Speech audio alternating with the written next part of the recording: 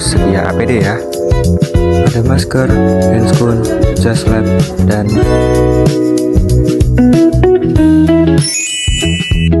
glukosa darah sewaktu atau GDS adalah pemeriksaan kadar glukosa gula dalam darah yang dilakukan kapan saja tanpa memperhatikan waktu makan terakhir.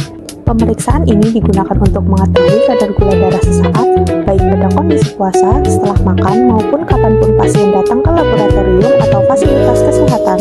1. Mengetahui kadar gula darah sesaat atau aktual pada seseorang. 2. Mendeteksi dini adanya gangguan toleransi glukosa atau diabetes mellitus. 3. Memantau kadar gula darah pada pasien yang sudah didiagnosis diabetes. 4. Menilai efektivitas terapi antidiabetes, misalnya obat atau insulin. 5. Sebagai pemeriksaan penunjang dalam kondisi darurat medis seperti hipoglikemia atau hiperglikemia akut. Alat yang digunakan adalah fotometer, spektrofotometer, cuvette, blue tip, yellow tip, white tip, micropipette, vortex mixer, rak tabung serologi, dan tabung serologi. Bahan-bahan yang diperlukan pada pemeriksaan adalah reagen glukosa, standar glukosa, dan sampel serum. Pertama, menyiapkan 3 tabung serologis. Tabung serologis yang pertama yaitu untuk membantu reagen. Tabung serologis yang kedua berisi standar reagen. Tabung yang ketiga berisi sampel pemeriksaan. Selanjutnya, menambahkan standar glukosa ke dalam tabung dan menambahkan serum 10 mikroliter. Selanjutnya, menghomogenkan 1-2 detik. Diinkubasi selama 20 menit. Setelah itu, dibaca absorbensi pada spektrofotometer pada gelombang 546 nanometer. Selanjutnya, baca absorbensi blanko reagen. Kemudian, membaca absorbensi standar reagen. Setelah itu,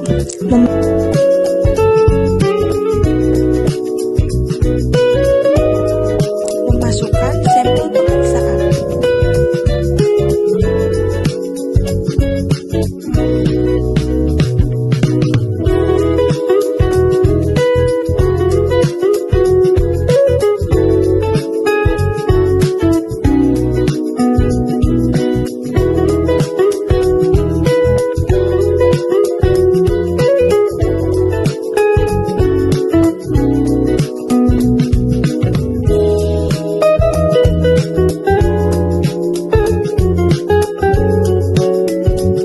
Jika sudah selesai, membaca hasil pada alat spektrofotometer. Kesalahan-kesalahan pemeriksaan gula darah sewaktu menggunakan alat spektrofotometer. Yang pertama, lupa mengkalibrasi alat sebelum digunakan. Yang kedua, reagen yang digunakan sudah kadaluarsa. Yang ketiga, reagen yang digunakan tidak sesuai dengan volume pemeriksaan. Yang keempat, reagen dan sampel tidak dihomogenisasi. Yang kelima, serum pada pemeriksaan gula darah sewaktu mengalami lisis yang mengakibatkan hasil tidak akurat. Tindakan pencegahan. 1.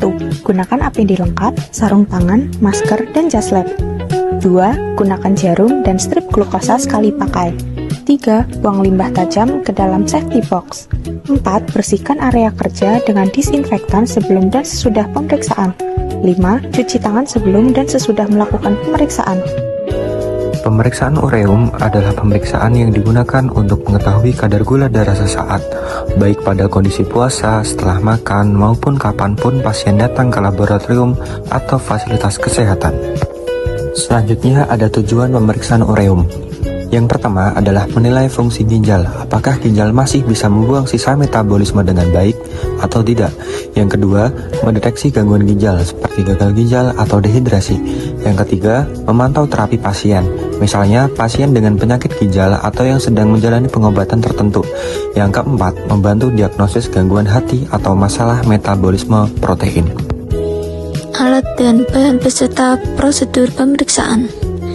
Yang pertama, 3 kuvet plasma darah, tip kuning dan biru, mikropipet 1000 Aquades, beker gelas, reagen ureum. Masukkan reagen 1000 mikron ke dalam kuvet pertama sebagai blanko, lalu masukkan standar dan reagen sebanyak 1000 mikro sebagai kuvet kedua standar. Terakhir, masukkan sampel dan reagen masing-masing 1000 mikron untuk kuvet sampel. Buang tip yang sudah digunakan dalam box sampah. Inkubasi selama 10 menit. Setelah 10 menit, tambahkan reagen B sebanyak 1000 ml mikro ke dalam masing-masing kuvet. Kembali inkubasi selama 10 menit. Atur absorbasi dan suhu sesuai kit reagen. Pilih menu pemeriksaan sesuai kode UE pada alat spektrometer. Masukkan Aquades untuk menstabilitaskan alat. Masukkan kuvet pertama berisi blanko, lanjut masukkan standar, terakhir kuvet berisi sampel.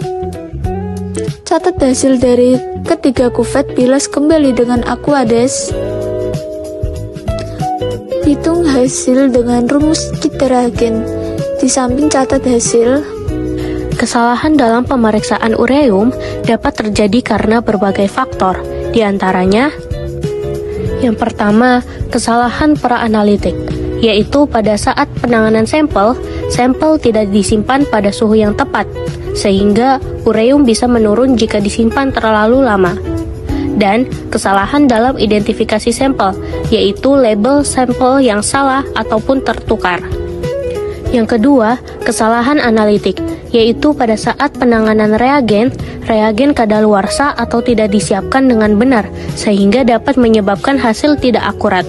Dan kesalahan dalam teknis alat, yaitu alat otomatis atau spektrofotometer tidak dikalibrasi dengan benar. Yang ketiga, yaitu pada saat pasca analitik, yaitu kesalahan dalam pencatatan hasil, misalnya salah menulis angka, salah satuan, ataupun salah input ke sistem laboratorium. Buang limbah reagen ke wadah khusus limbah kimia cair.